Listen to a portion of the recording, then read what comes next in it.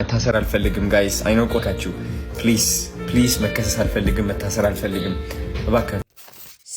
ሰላም ጤና ይስጥልኝ። የተወደዳችሁና የተከበራችሁ የአደይ ስታር ቤተሰቦች እንዴት አላችሁ? በያላችሁበት የዓለም ጫፍ ሰላም፣ ፍቅር፣ ጤና እየተመኘው ትላንት ማምሻው ታዋቂው ቲክቶከር አዶናይ ብርሃኔ የፌዴራል ፖሊስ ለምርመራ ብሎ በቁጥጥር ስር እንዳዋለው ሁላችንም የምናውቀው ሲሆን እናቱ መታሰሩ ሲሰሙ ምን አሉ በሚለው በቢቢሲ ትግርኛ ቀርበው ስለ ልጃቸው ንጽህና ከተናገሩ በኋላ ልጃቸው ያጠፋው ነገር እንደሌለና መንግስት ይሄን አጣርቶ ልጃቸው እንዲለቅ በትህትና ተማጽነዋል። ቲክቶከር ክሪኤቲቭ አዋርድ አዶናይ በቲክቶክ ከፍተኛ ተከታይ ያለው ሲሆን 3.9 ሚሊዮን ተከታይ እንዳፈራ ሁላችንም እናውቃለን። እናቱ ልጄ ያጠፋው ነገር የለም፣ ያሰረው መንግስት ሁኔታውን አጣርቶ እንደሚለቀው አምናለሁ። ልጄ የራሱ ምቾት ህይወት ትቶ እዚህ የመጣው ሰዎችን ለማገዝ እና እኔንም ለማበረታታት ነው ሲሉ በጥያቄው በቢቢሲ ትግርኛ ገልጸዋል። አንዳንዴ እኔንም ጭምር ይመክረኛል፣ ስወድቅ እንድነሳ ያበረታኛል። አዶናይ በመልካምነቱ ሁላችንም የምናውቀው ሲሆን እባካችሁ በዚህ ተረዱት በሚል አገላለጽ በሰፊው በቢቢሲ ትግርኛ ገልጸዋል። በሚከተለው አቀርበዋለሁ። የሚከተለውን ቪዲዮ እሳቸው ቀርበው የተናገሩትን የተወሰነ እዛ አቀርበዋለሁ ማለት ነው። ተከታተሉት። አመሰግናለሁ። ንዓይንስኹ መኽረን እንተለውን ብጣዕሚ እዩ ሕበንቲ ብወደይ ብስሩን ጠንካራ ልገበረን ንሱ ይመስለኒ ክወድቕ ይብል እንደገና ደግሜ ይልዓል። ያው ኣነ ክሰምዖ እንተለኹ ኣብቲ ሶሻል ሚድያ ይሰሚዐ እዩ። እቲ ሶሻል ሚድያ ዝሕለፎ ድማ ሓሶት መሲሉኒ እንደገና ደጋጊመ ርአዮ። ያው ሓደ ሰዓትን ገለን ካብ ፖሊስ ዝተበለ እዩ ትክክለኛ እዩ ልብል ምሰንበብኩ ግን ያው ምንም እንትን ተሰማዕኒ ነገር የለይ። ያው አዶናይ ምንም ወዲ ህዝቢ እዩ፣ ምንም ኣይኮነን። ኢትዮጵያዊ ፅሩይ ኢትዮጵያዊ እዩ።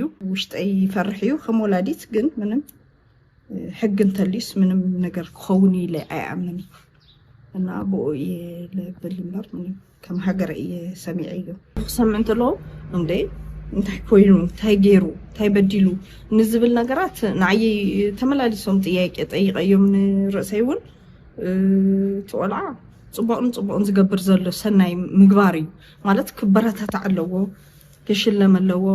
ብቃላት እናተፈንፅሑ ክዝረቡ ክሰምዕ እንተለኹ ንዓየይ ብጣዕሚ ሕዝነኒ እዩ። ግን ማለት አዶናይ ፍጥነት ኣለዎ።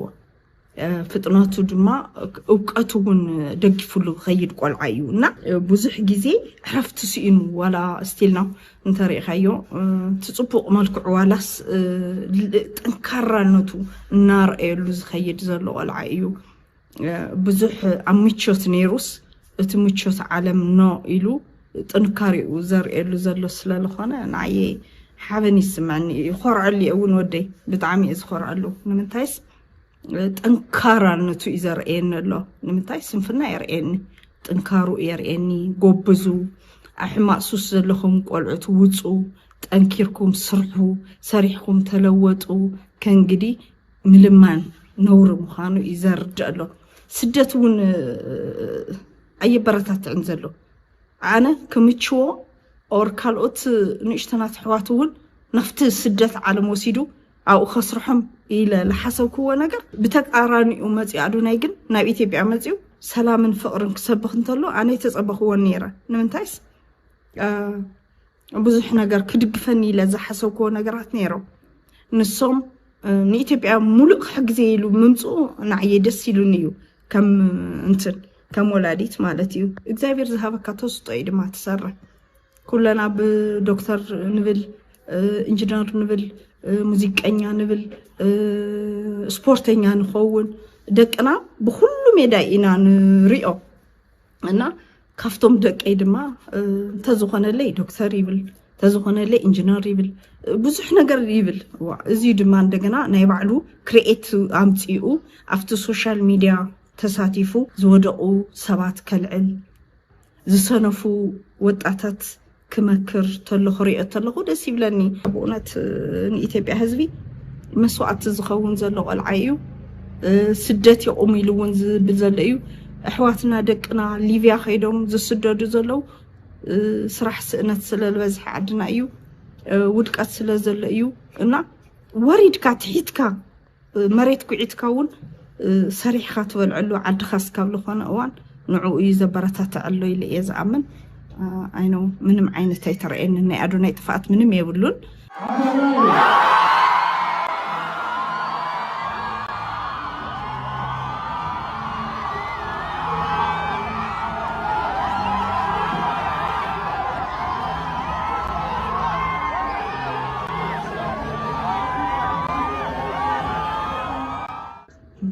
ያው ኣዶናይ ክሽለም ተሎ ዝተሰማዕኒ ከምቲ ኩሉ ትግራዋይና ኢትዮጵያዊ ዝተሰማዕ ስምዒት ተሰሚዕኒ ማለት እቲ ሽልማት እቲ ቆልዓ ለፊዕሉ እዩ ብዙሕ እውን ከይድሉ እዩ ብዙሕ ነገር እዩ ለፊዑ እስካብ ባዕሉ ኣቋሙ ካብ መንነቱ ካብቲ ዝነበሮ ቅርፁ ወልዒልካ ዝወሰዶ ኣብ ነፍሱ ዝወሰዶ እንትኑ ስለልኾነ ብስፖርት ቀፂዑ ኣቢሉ ንህዝቢ ድምፂ ኮይኑ ንደቂ ኣንስትዮ ሓልየት ፍቅሪ የምሂሩ ደቂ ኣንስትዮ ንኸይወድቃ ክለዓላ ኣለወን ኢሉ ልብሎ ንዓይ ከም ሓንቲ ትግራወይት እኖ ኣልዒሉኒ እዩ ማለት ብዙሕ ውሽጢ እንትን እኒኦ ንዓይ ንሱ ክመክረን እንተለውን ብጣዕሚ እዩ ሕበንቲ እየ ብወደይ ብስሩ እውን ጠንካራ ዝገበረን ንሱ ይመስለኒ ክወድቕ ይብል እንደገና ደጊመ ይልዓል እና ብዙሕ